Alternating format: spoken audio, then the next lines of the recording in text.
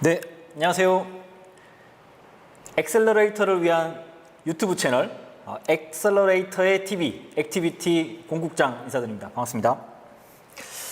오늘은 세 번째 시간입니다. 태풍이 다행히 동쪽으로 비껴가면서 여기 대전은 부슬부슬 비는 내리긴 한데 태풍 피해는 없는 것 같긴 합니다. 다른 태풍으로 인해서 피해 입은 지역은 없는지 혹은 피해 입은 엑셀러레이터 분들은 없으신지 좀 걱정이긴 한데 그래도 그나마 이 정도라서 다행이라 생각이 들고요.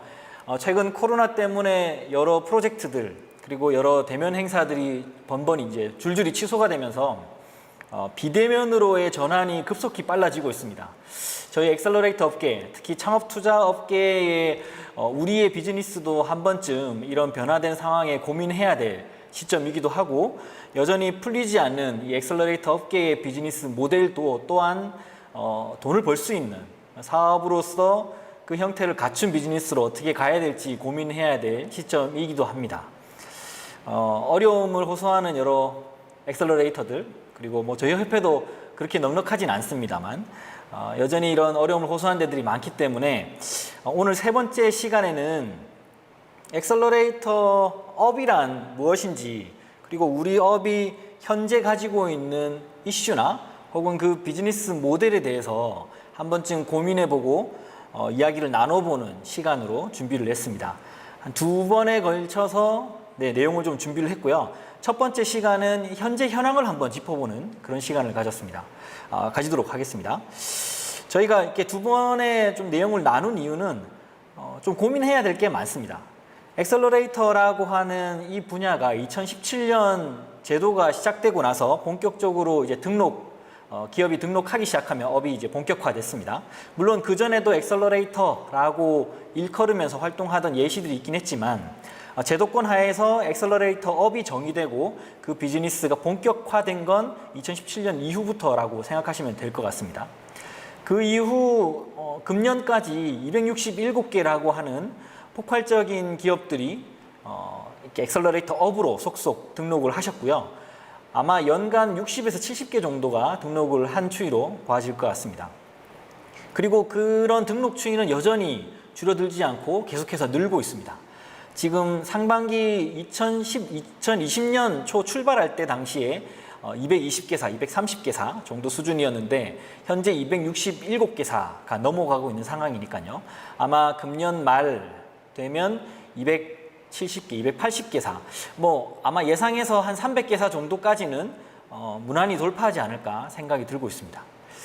그렇다면 초반에 우리 등록했었던 엑셀러레이터들 과연 어떻게 비즈니스를 하고 있고 그분들의 투자 활동은 어떻게 전개되고 있는지 궁금하지 않을 수 없습니다.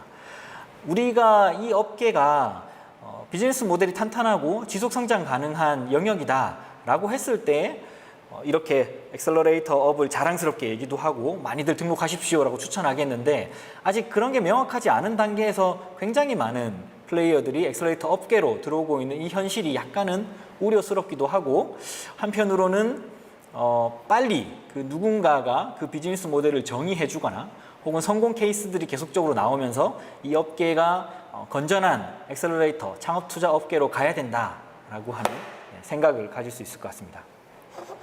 오늘은 이렇게 앞에 엑셀러레이터 액티비티 저희 협회가 주관하고 있고요. 그리고 플래닝이 후원의 형태로 같이 참여를 하고 있습니다. 앞이 너무 허전해서 좀 세팅을 해봤는데 이상할 것 같긴 합니다만 그래도 뭔가 하나 있으니까 괜찮긴 하네요. 그러면 저희 한번 시작해 보도록 하겠습니다. 제가 오늘 준비한 내용은 그러니까 정부의 자료죠. 정부의 일부 자료를 발췌해서 내용을 좀 정리를 해봤고요. 그렇게 많지는 않습니다.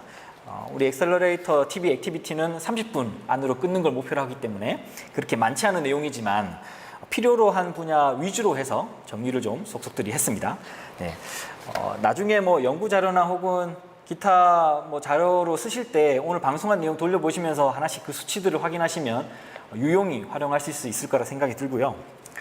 제가 첫 장에서 액티비티, 풍전등화와도 같은 엑셀러레이터 비즈니스라고 말했습니다.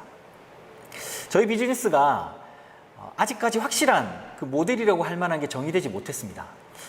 그렇게 얘기할 수밖에 없는 게 저희는 투자와 보육을 균형 있게 해야 됩니다. 투자와 보육을 균형 있게 함이라 함은 그 둘 간의 관계에서 비즈니스를 창출할 수 있을 만한, 돈을 벌 수 있을 만한 무언가 가치를 이제 만들어내야 된다는 건데요. 투자는 물론 투자 회수라고 하는 활동을 통해서 가치를 만들어내겠죠. 그러니까 이익을 창출하게 되겠죠. 보육은 어떻게 될까요? 보육에서 우리는 별다른 회수를 기대하기 어렵습니다. 보육은 전적으로 기업을 성장시키기 위해서 들어가는 노력과 비용입니다. 그러면 투자 회수라는 과정을 통해서 어쨌든 비즈니스 모델로서의 그 정도의 기대할 만한 수익을 만들어내야 되는데 과연 우리나라 창업투자 생태계가 그 정도의 탄탄함, 그 정도의 규모를 갖추고 있느냐 의문이라는 거죠. 그래서 풍전등화와도 같은 이란 용어를 썼습니다. 아마 2017년에 등록되어 있는 엑셀러레이터들 대부분이 투자 재원을 지속적으로 모으지 못한 이상 대부분 다 그 자금 압박에 시달리고 있을 거고요. 많은 수가 정부의 사업에 기대하면서 이렇게 그 업을 유지해 나가고 있는 상황일 겁니다. 투자가 지속적으로 이루어지기 위해서는 투자 회수라고 하는 결과물을 토대로 우리의 투자자들, 그러니까 LP들이죠. 출자자들에게 성과가 이러하니 다시 투자금을 투자해 주십시오라고 하는 과정이 선순환적으로 이어져야 됩니다.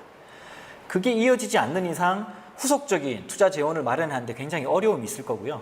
그런 어려움은 말 그대로 우리가 투자할 수 있을 만한 재원이 없다라는 거, 총알이 없다라는 거. 결국 계속적으로 투자를 하고 투자 회수를 만들어 나가야 되는 그런 비즈니스를 엮어 나갈 수 없다라는 것과 같기 때문에 언제 망할지 모르는 그런 풍전등화 같은 상황인 거죠. 우리 엑셀러레이터의 비즈니스가 그만큼 아직 두텁지 못하다는 거에 대해서 우선은 문제점을 던지고 화두를 던지고 진행을 해보도록 하겠습니다. 풍전등화와도 같은 엑셀러레이터 비즈니스. 저희 엑셀러레이터 업을 어떤 영역에 따라서 좀 구분을 해보자면요. 목적에 따라서는 수익형 엑셀러레이터, 그리고 기업형 엑셀러레이터, 그리고 정부형 엑셀러레이터로 볼 수가 있습니다. 수익형 엑셀러레이터는 높은 수익을 창출할 수 있는 회사를 식별하는 목적으로 자금을 지원하는 형태일 거고요. 기업형 엑셀러레이터는 기업이 후원으로 펀드가 조성이 되고 이들 생태계를 발전시키기 위해서 기업이 직접 참여하는 기업형 엑셀러레이터가 있을 겁니다. 정부형 엑셀러레이터는 이제 공공에 기반을 해서 기술 사업화나 혹은 기술 창업을 촉진하기 위한 목적으로 공공이 엑셀러레이터 영역으로 참여하는 경우가 있습니다. 투자 및 운영 주체에 따라서 볼 텐데 이 부분은 이제 한국에서 주로 이제 구분되어지고 있는 경우입니다.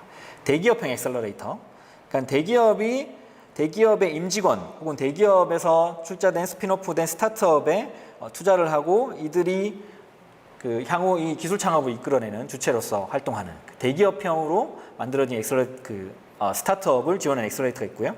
그리고 창업 보육형이 있습니다. 기존에 보유하고 있는 공간이나 장비 혹은 물리적 인프라를 통해서 엑셀러레이팅 활동을 주도적으로 하는 이제 창업 보육형 엑셀러레이터. 뭐 예를 들어 지주회사 같은 것들이 이제 그런 예일 수도 있습니다. 전문 엔젤 주도형 엑셀러레이터는 성공적인 창업 경험이나 혹은 창업 경험을 보유한 전문가들을 중심으로 엑셀러레이터 프로그램을 운영하는 그런 이제 주도형 엑셀러레이터라고 할 수 있고요.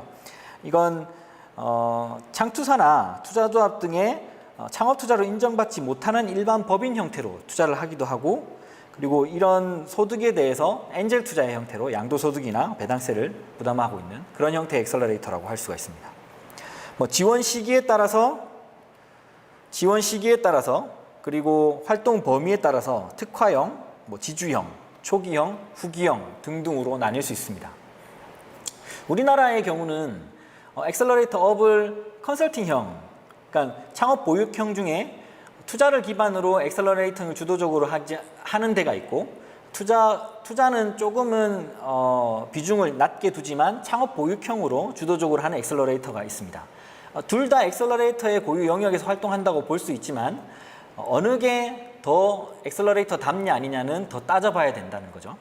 그리고 둘 다 나름의 고유 목적과 역할에 따라서 엑셀러레이터 활동을 하고 있다라고 볼 수 있습니다.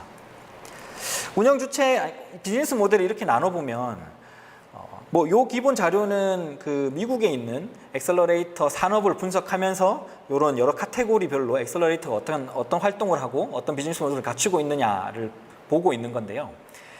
미국의 경우에도 마찬가지로 국내처럼 창업 투자형과 창업 보육형, 그리고 엑셀러레이터 기반의 여러 컨설팅형이나 혹은 연계형 등등의 다양한 분류가 있다라고 봐줄 수 있습니다. 엑셀러레이터 업을 하면서 어떤 어려움이 있는지, 애로사항은 어떤 것들이 있는지, 엑셀러레이터 업을 성공적으로 하기 위한 그런 장애물은 어떤 것들이 있는지 한번 보자면요. 제일 중요한 건 좋은 기업의 선점입니다. 발굴과 선점이 제일 중요한 부분일 겁니다.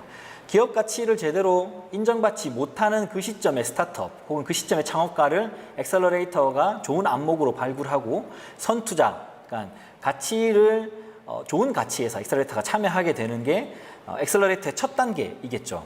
스타트업의 리크루팅 입장에서 엑셀러레이터는 굉장히 큰 애로를 가지고 있습니다. 뒤에 설문조사의 내용도 저희가 말씀드리겠지만 우리나라도 마찬가지로 굉장히 어려움을 많이 겪고 있는 분야가 좋은 기업을 발굴하는 부분, 이 부분일 것 같습니다. 인력에 대한 문제도 심각합니다. 저희같이 이제 엑셀러레이터들은 전문 인력을 2인 이상 보유해야 되는 등록 조건이 있습니다.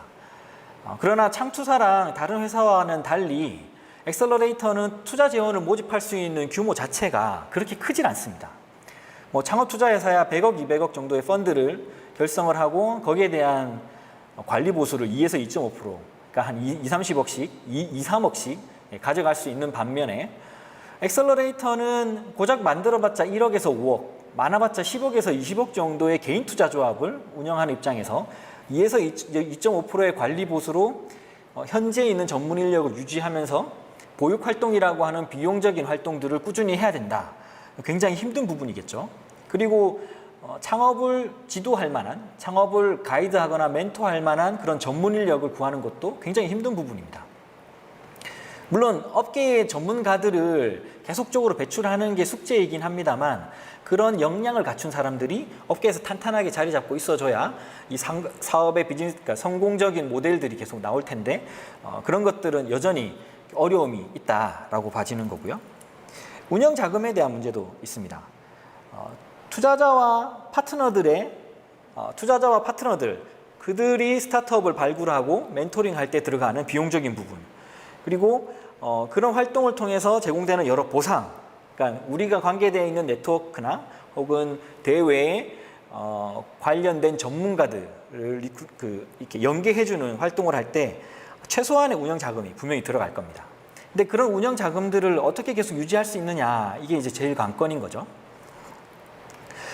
그런 운영 자금들을 유지하기 위해서 아주 피치 못한 상황으로 저희가 정부 사업이나 혹은 기관 사업들, 그리고 기업의 위탁 사업들을 운영할 수밖에 없는, 그렇기 때문에 주로 엑셀러레이터가 주 사업을 엑셀러레이터 업으로 하지만 주 사업이 아닌 다른 여러 부수적인 사업들을 연계할 수밖에 없는 그런 비즈니스 모델을 가고 있는 상황이다라고 하는 게 안타까운 현실입니다. 좋은 엑셀러레이터를 구분하는 것도 어려움일 수 있습니다. 엑셀러레이터가 제공하고 있는 프로그램 자체는 무형의 프로그램들입니다. 이 무형의 프로그램들이 어떤 가치를 담고 있고 스타트업에게 어떤 영향을 미치고 있냐는 전적으로 그걸 경험한 스타트업이 알 수 있습니다. 혹은 그 경험을 결과를 통해서 나오는 회수율, 회수 금액을 통해서 확인할 수 있는 거죠. 근데 그렇기 때문에 이 엑셀러레이터라고 하는 프로그램 자체가 좋냐 안 좋냐, 혹은 저 엑셀러레이터가 괜찮은 엑셀러레이터냐 아니냐는 판단하기가 굉장히 어려운 부분이 있다는 겁니다. 좋은 엑셀러레이터로의 구분 자체가 굉장히 주관적이고 그런 걸 구분할 수 있는 기준 자체가 모호하기 때문에 그걸 잘 구분해내는 것, 이것도 굉장히 힘든 이 업계의 어려움이다 라고 할 수 있고요. 자금의 지속성 부분도 있습니다. 저희가 운영할 수 있는 운영 자금은 최초 결성되는 자본금에서 우선 첫 출발을 하게 됩니다. 이후에 투자를 하기 위한 재원들은 외부 투자 재원을 모아야 되는데 그런 재원들은 하나하나 출자자들을 만나가면서 설득하며 모아야 되는 자본금들이죠. 설령 그때 만들어진 자본금이라 하더라도 2에서 2.5%의 관리 비용, 소위 10억 만약에 저희가 개인 투자 조합을 만들었다라고 하면 2에서 2.5%면 2천만 원에서 2,500만 원 정도의 그 관리 보수 비용을 받습니다. 2000에서 2,500이라 하면 우리가 과연 얼마나 많은 기업들을 투자하고 그 기업들에서 보육 활동을 할 수 있을까라는 의문이 듭니다. 한 명의 인건비 분도 안 됩니다. 그리고 그 인건비 자체가 전문 인력이기 때문에 굉장히 또 고임금의 전문 인력을 써야 됩니다. 그렇기 때문에 저희가 만드는 투자 재원들, 조합의 재원들로는 턱없이 부족한 그 운영 자금 혹은 그 자금의 연속성을 가질 수밖에 없는 거죠. 계속적인 투자를 하기 위해서 또 재원들을 지속적으로 만들어야 되고, 지속적으로 만들기 위해서 투자와 투자 회수 활동이 계속 연속해서 일어나야 됩니다. 이런 것들은 저희 업계에서 굉장히 고민하면서도 풀어야만 할 굉장히 큰 숙제이기도 합니다. 자금의 지속성 부분이 우리 엑셀러레이터 성공의 장애물일 수 있습니다. 보육 공간에 대한 부분은 다소 좀 완화되긴 했습니다. 보육 활동도 어느 정도 기준을 좀 낮추고, 그리고 그 뭔가 자유롭게, 그러니까 엑셀러레이터가 스타트업을 보육할 수 있는 보육의 활동들의 범위가 이제 넓어진 게 사실입니다. 벤처포 통과 이후에요. 다만 저희 스스로, 엑셀러레이터 스스로 질문을 던져야 될 거는 투자와 보육 균등하게 가야 되지 않느냐라는 겁니다. 투자가 중심이 되고 보육이 부가되는 게 아니라 투자와 보육이 균형적으로 운영이 돼야지만 그게 바로 엑셀러레이터이지 않는가라는 거죠. 창업투자 업계에서 투자와 보육을 균형 있게 하면서 창업가를 발굴하고 성장시키는 역할을 하는 건 단연 엑셀러레이터라 할 수 있습니다. 물론 같은 주제로 벤처 캐피탈한테 얘기를 하면 본인들도 보육을 하고 있다, 본인들도 일부 컨설팅이나 혹은 기업 성장을 위해서 지원을 하고 있다라고 분명히 말합니다. 그러나 우리가 가장 강조해서 내세울 수 있는 건 투자가 중심이 아닌 투자와 보육을 균형 있게 하고 있다. 그리고 우리는 좀 더 직접적이고 피부에 와닿는 보육, 멘토링 혹은 관리나 가이딩을 우리가 하고 있다라고 얘기할 수 있어야 된다는 거죠. 그래야지만 우리 업계에서 차별화된 우리 업만의 그 차별화 포인트, 그리고 우리 업만의 바운더리를 가지고 지속적으로 이 업을 유지할 수 있지 않을까 생각이 듭니다. 그래서 보육 활동 및 보육 공간이 어쨌든 특정한 인프라를 유지하면서 그 활동을 계속해 나가야 되는 우리 업계의 가장 큰 성공의 걸림돌이지 않을까라는 겁니다. 이런 부분들이 결국 현재 엑셀러레이터가 겪고 있는 그 모든 문제점들을 담고 있습니다. 우리 엑셀러레이터가 비즈니스 모델이 성공적으로 운영될 수 있는 모델이냐 아니냐가 이 하나하나의 그 속성 속에서 보여지고 있는 겁니다. 굉장히 업이 이 영역의 생태계에서 해결해야 될 문제가 많아 보인다라고 할 수 있을 것 같습니다. 현재 우리 업계의 플레이어들을 한번 볼까요? 이건 2020년 5월 기준 자료이긴 합니다만 5월 당시에 249개, 현재 시점에서는 267개 사이입니다. 좀 더 자세한 자료는 창업진흥원의 홈페이지에 나와 있습니다. 주식회사형 엑셀러레이터가 176개로 가장 많습니다. 71%에 달하는 숫자로 주식회사형 엑셀러레이터가 있고요. 비영리 법인 형태의 엑셀러레이터가 35개사가 있습니다. 이 35개사는 창조경제혁신센터를 포함해서 재단이나 혹은 협회 혹은 진흥원 등등이 비영리 법인으로서 엑셀러레이터로 등록되어 있습니다. 창업투자자로서의 그 엑셀러레이터가 15개, 꽤 많은 수를 차지하고 있죠. 그리고 기술지주회사가 13개, 신기사나 신창사가 각 2개씩, LLC도 있습니다. 유한회사로 6개가 있습니다. 그리고 팁스 프로그램은 2020년 5월 기준으로 45개였었는데요. 이때 팁스는 주식회사가 23개, 절반 가까이가 주식회사 형태였고요. 그리고 창투사가 12개, 굉장히 많은 수의 그 투자사, 그러니까 팁스가 처음 디자인될 때 엑셀러레이터라기보단 투자자로서의 위치에서 기술 창업을 유도하는 그런 프로그램이었기 때문에 창투사들이 굉장히 많이 관심을 가지고 참여를 했습니다. 그래서 창투사 형태의 엑셀러레이터들이 이제 12개사가 참여를 하고 있고요. 그리고 기술지주사 5개, 신기사, 신창사 각각 있습니다. 팁스란 프로그램은 현재 50개 가까이 운영사를 확보하고 있어서 자세한 내용들은 거기서 아마 확인을 하실 수 있을 것 같습니다. 우리 업계의 투자 활동을 한번 보겠습니다. 2020년 4월 기준에 우리 업계의 플레이어들이 얼마나 많은 투자를 하고 있고 어떤 성격의 투자들을 하고 있는지를 보자면요. 엑셀러레이터의 자본금 구성에 대비해서 투자를 얼마나 하고 있었느냐를 따져봤을 때 1,000만 원에서 5천만 원 투자 자본금 보유 1,000만 원에서 5천만 원 사이가 22개 등록사가 있었습니다. 등록사 241개 기준에서 22개 사가 1,000에서 5천만 원 사이, 그러니까 비영리 법인들을 얘기하겠죠. 네. 16건 정도 투자를 했고 투자 금액은 15억 정도였습니다. 뭐 이걸 다 설명하기보단 여기서 중점적으로 봐야 될 부분 설명드리도록 하겠습니다. 5천에서 1억 사이의 그 자본금으로 설립한 엑셀러레이터가 62개사였습니다. 대부분이 뭐 1억으로 설립한 데들이었을 거고요. 가장 많은 비율을 차지하고 있습니다. 25.7%. 네. 그리고 이 구간에 한 139억 정도가 총 투자가 됐는데 95개 정도를 투자했습니다. 95건 정도를 투자했죠. 쭉 보시면 많은 부분 그 20에서 50억 사이의 자본금으로 설립한 엑셀러레이터가 21개사 정도 됐고요. 이 구간에 자본금을 보유한 엑셀러레이터가 가장 많은 투자 건수를 올리고 있습니다. 321의 투자 건수를 올리고 있고 투자 금액은 49억 정도 되는 것 같습니다. 20억 원에서 50억 원 사이의 엑셀러레이터라고 하면 지주사들이 대표적일 거고요. 물론 여기서는 한국과학기술지주가 굉장히 많은 그 건수를 실적으로 자랑하기 때문에 아마 한국과학기술지주의 비중이 굉장히 높지 않을까라고 생각이 듭니다. 전체 한 241개사의 그 엑셀러레이터 등록사들이 총 1,547억 정도 투자를 했고요. 그리고 투자 건수는 1,154건 정도가 될 것 같습니다. 투자를 굉장히 많이 활동하고 계십니다. 이 투자 활동이 좀 더 디테일하게 말씀드리자면 개인 투자 조합으로 투자가 2018년 대비 19년 굉장히 폭발적으로 증가했습니다.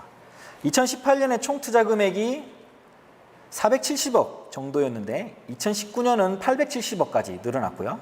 그리고 투자 건수도 300건에서 600건 이상 늘었습니다. 그 느는 동안 2018년에는 본계정으로 180억 정도가 투자가 됐고 개인 투자 조합에서는 280억 정도가 투자된 결과가 나왔는데요.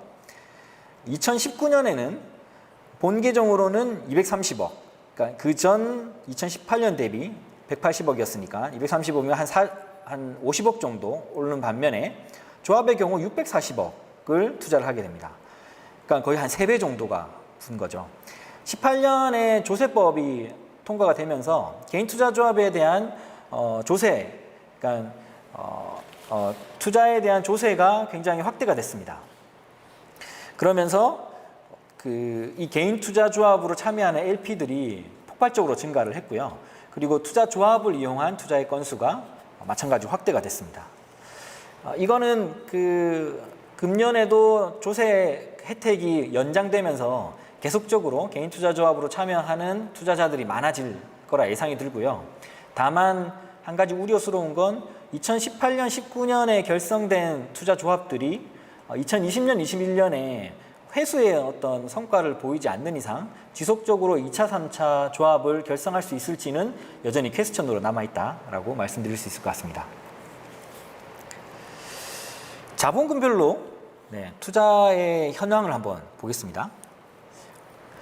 요 금액, 밑에 나와 있는 동그란 표에 이 금액들은 자본금, 그러니까 투자금입니다. 투자금의 금액을 볼 수 있는 거고요. 1,000만 원 미만으로 투자한 건이 한 7% 정도 됩니다.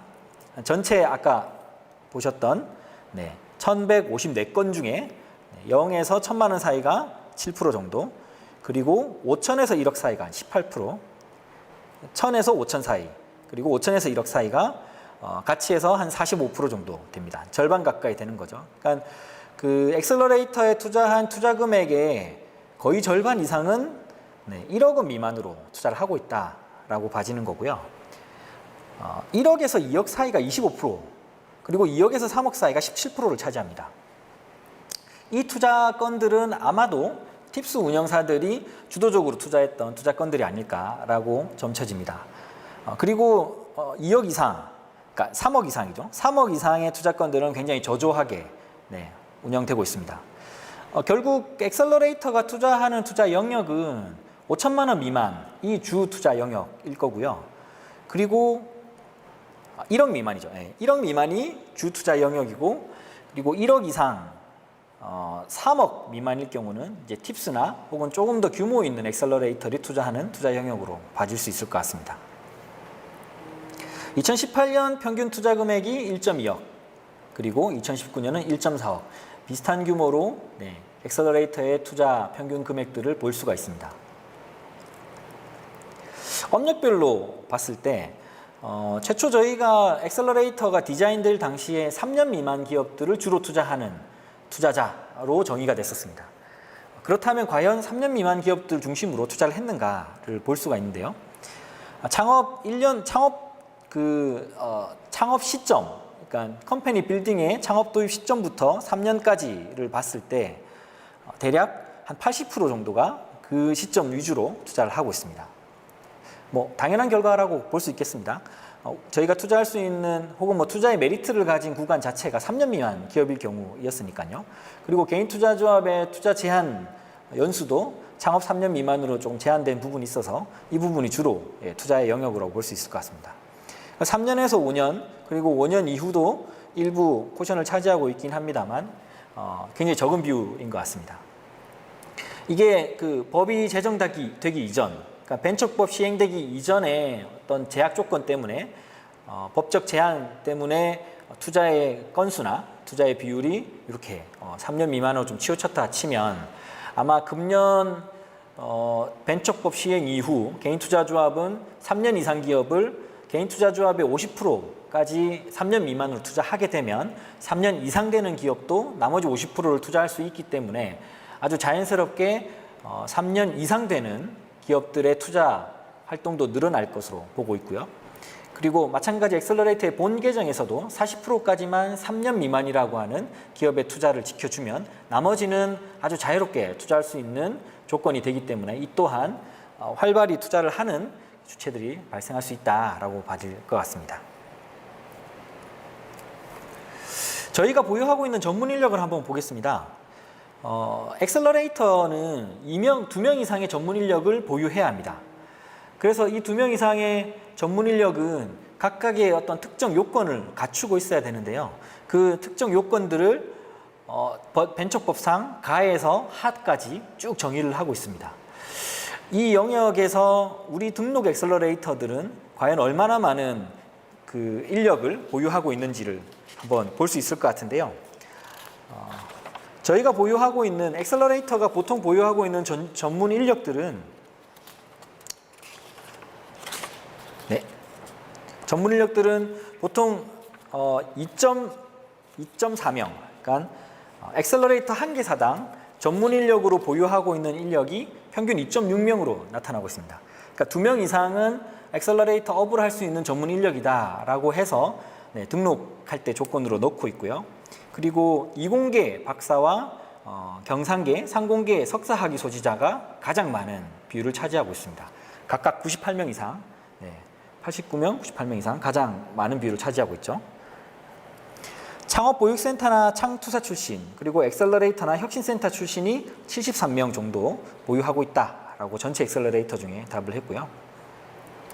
쭉 다 설명드리기보단 가장 많은 비율을 차지하고 있는 그 전문 인력, 변호사, 회계사, 변리사, 기술사, 박사 이런 전문 인력들의 숫자도 274명으로 가장 많은 비율을 차지하고 있습니다.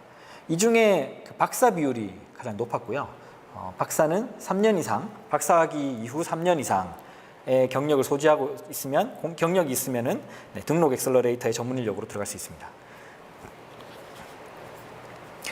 굉장히 많은 수의 전문 인력들이 우리 업계의 등록 엑셀러레이터의 보유 인력으로 활동하고 있고, 이 부분 역시 그 엑셀러레이터 업을 유지하기 위해서 들어가는 아주 고정 비용의 하나의 포션을 차지하고 있다라고 봐줄 수 있습니다. 등록 엑셀러레이터 전문 인력이라고 하는 게 결국 4대 보험을 납부할 수 있는 정식으로 고용으로 채용된 인력을 얘기하기 때문에 엑셀러레이터는 이 전문 인력을 유지하기 위해서 고정 지출 비용이 계속 나갈 수밖에 없는 거죠. 그럼 이 비용을 유지하고 투자도 하면서 기업들을 보육할 수 있는 컨설팅이나 보육 활동을 해야 되는 이 여러 고충들이 있기 때문에 이 우리 업계가 운영 자금을 원활하게 쓰면서 투자와 투자 회수를 통해서 돈을 벌 수 있는 모델이냐 아니냐에 회의가 많다 혹은 퀘스천이 많다라고 봐지는 겁니다. 물론 그 투자금을 잘 모으고 좋은 기업을 발굴해서 투자 회수가 활발히 일어나는 엑셀러레이터들도 꽤 있습니다. 이제 그런 데들은 굉장히 큰 투자 재원 혹은 굉장히 큰 투자 회수를 통해서 지속적으로 이 엑셀러레이터 업계에 좋은 신선한 모델을 만들어 가고 있는 데들이 일부 있습니다. 근데 267개나 되는 전체 엑셀러레이터가 다 그 모델을 지향하면서 달려가기에는 우리 창업투자 시장인 그렇게 크지 않은 편이라는 거죠. 우리 업계에 대해서 저희가 연초에 한번 설문조사를 한 적이 있습니다. 이게 어떤 의미로 받아질지 모르겠지만 한번 공유를 해보고 가겠습니다. 엑셀러레이터 업에 대한 쪽지 설문을 한번 금년 5월에 한번 진행해 봤었는데요. 한 55명 정도의 엑셀러레이터들께서 응답을 해주셨습니다. 엑셀러레이터 업은 무엇입니까? 라는 질문을 던졌습니다. 질문의 대상이 그 질문의 요점은 정부를 대신한 초기 창업을 탐색 발굴하는 공익형 창업기획자다. 투자가 중심이 된 창업투자 전문 투자자다. 적극적인 보육과 지도를 통한 지도를 통해 스타트업의 사업을 돕는 사업 전략 조력자다. 그리고 공공기업의 창업 발굴 시스템을 수행하는 사업 수행자다. 굉장히 현실적인 질문들을 던진 거죠. 그리고 창업 컨설턴트 혹은 그냥 다른 업을 영위하기 위해서 또 하나의 전문 자격지 이렇게 해서 굉장히 현실적이면서도 고민해 볼 만한 거리로 질문을 던져봤습니다. 가장 많이 응답한 답변은 적극적 보육과 지도를 통해 초기 기업의 성공적인 사업 전개를 돕는 조력자라고 생각을 하고 있습니다. 고민되는 부분이 많았습니다. 이 대답을 보고 당연히 투자자라고 생각을 할 줄 알았습니다. 많은 사람들이 우리는 초기 창업계의 창업자를 발굴하고 선투자하는 투자자입니다 라고 생각할 줄 알았는데 의외로 엑셀러레이터 업계를 창업가들을 도와주는 조력자의 모델로 생각하시는 분들이 꽤 많았다라고 하는 좀 신선한 충격을 받았고요. 그리고 이런 의미에서 우리 엑셀러레이터 업 자체가 가지는 컨셉이라고 해야 되나? 이것들을 한번 좀 고민해 봐야 되지 않을까라는 생각을 했습니다. 이 업을 영위하기 위해서 가장 주력해야 되는 부분이 무엇이냐? 1위로 꼽은 분야가 바로 초기 창업가의 발굴 및 투자 영역입니다. 아까 서두에 얘기했듯이 엑셀러레이터 업에서 가장 큰 장애는 좋은 창업가, 좋은 창업 기업의 발굴이라고 말씀드렸습니다. 여러 엑셀러레이터들이 응답하신 공통적인 가장 어려운 부분의 첫 번째로 꼽은 게 초기 창업가의 발굴과 투자입니다. 좋은 기업을 발굴하고 그 좋은 기업에게 투자하는 게 쉬운 일은 아닐 겁니다. 투자의 확률 자체가 10% 채 안 되는 상황이기 때문에 좋은 기업을 어떻게 발굴하고 그 투자할 것인가는 항상 우리에게는 숙제이자 우리의 업의 가장 메인 포인트일 수 있습니다. 근데 의외로 우리가 조력자라고 우리의 비즈니스를 정의하려 하고 있지만 결국 우리가 주력해야 될 분야는 좋은 기업을 발굴하는 투자자 혹은 투자 선별자에 좀 더 가까울 수 있다라고 하는 응답으로 여겨집니다. 그리고 엑셀러레이터 산업의 제일 큰 문제점이 뭐냐? 다양한 의견들을 내셨습니다. 여러 문제점들이 많다라고 하는데 가장 큰 문제라고 여겨지는 게 투자의 회수. 결국 그 투자와 투자 회수를 통해서 비즈니스를 이어가야 되는 우리 업계의 현실임에도 불구하고 회수를 할 수 있는 채널이 없다. 그 투자 회수가 굉장히 어려운 부분이다라고 하는 게 공통적인 문제의 지적이었고요. 그리고 투자 재원을 조달하기 어렵다. 그러니까 개인 투자조합이나 벤처 투자조합, 최근 이제 개정된 법에서 벤처 투자조합을 결성할 수 있게 되었는데 이 두 조합을 결성하기 위해서 찾아다녀야 되는 LP들, 출자자들, 어쨌든 재원이라는 걸 모아야지 투자를 할 수 있기 때문에 그렇게 발품 파는 여러 일들이 굉장히 어려운 부분이다. 결국 좋은 기업을 발굴하고 좋은 출자자를 모시는 이 두 가지에서 힘듦을 겪고 있다라고 얘기할 수 있는 거죠. 이 업을 계속적으로 유지하기 위해서 필요한 우리의 소양 어떤 게 있을까라고 하는 질문에서는 단연 투자 전문 지식 가장 높이 꼽았고요. 그리고 여러 신뢰나 혹은 기업가 정신에 대한 부분도 높은 수준의 좀 그 점수를 받았습니다. 의사소통도 마찬가지고요. 업계가 가지고 있는 어려움이 단연 이 설문에서 모두 다 드러나진 않겠지만 다 비슷할 것 같습니다. 우리 업이 가지고 있는 현재 상황이 그리 녹록치 않을 뿐더러 다양한 비즈니스 모델을 우리 스스로 찾아보고 발굴하고 있지만 정부에서조차 엑셀러레이터를 곱지 않은 시선으로 보기 시작하는 현재의 문제라고 해야 될까요? 그런 좀 그런 기운들이 느껴지는 상황이라 저희 협회 입장에서는 약간 좀 우려가 되는 부분입니다. 사실 엑셀러레이터라고 하는 모델을 제도권화에 둬야 되는지 안 되는지도 의문의 출발이기도 합니다. 이 엑셀러레이터 업계라고 하는 게 제도권에서 법적으로 이런 업을 하는 사람이 엑셀러레이터요라고 도장을 땅땅땅 찍을 수 있느냐라고 하는 게 퀘스천이라는 거죠. 어쨌든 제도권 하에 엑셀러레이터 업을 하게 되었으니 그러면 우리가 우리 스스로 이 업을 지속적으로 유지할 수 있는 방법들을 찾아가고 모색해야 된다라고 생각이 듭니다. 좀 더 적극적으로 다음 시간에는 조금 더 깊이 있는 얘기를 나눠봤으면 싶습니다. 지속 가능한 엑셀러레이터 업의 비즈니스 모델이 무엇일지 한번 고민을 해보고 싶습니다. 해외 여러 사례들을 좀 대입해서 볼 수도 있을 거고요. 우리 스스로 국내에 있는 여러 모델들을 찾아볼 수도 있을 것 같습니다. 투자 보육이라고 하는 균형적인 활동들을 어떻게 하면 할 수 있을까? 우리가 투자자로서 자신 있게 얘기할 수 있는 혹은 스타트업을 지원하는 조력자로서 자신 있게 얘기할 수 있는 그런 방법 혹은 그런 모델들은 무엇이 있을까? 그리고 그 회수라고 하는 원타임 이벤트를 통해서 돈이 벌리는 게 아니라 지속적으로 좀 돈을 벌 수 있을 만한 다른 구조 어디 없을까라는 거죠. 꼭 정부의 기관 사업을 위탁 운영해야지만 이 업을 유지할 수 있느냐, 저는 계속 이 퀘스천을 던지고 있습니다.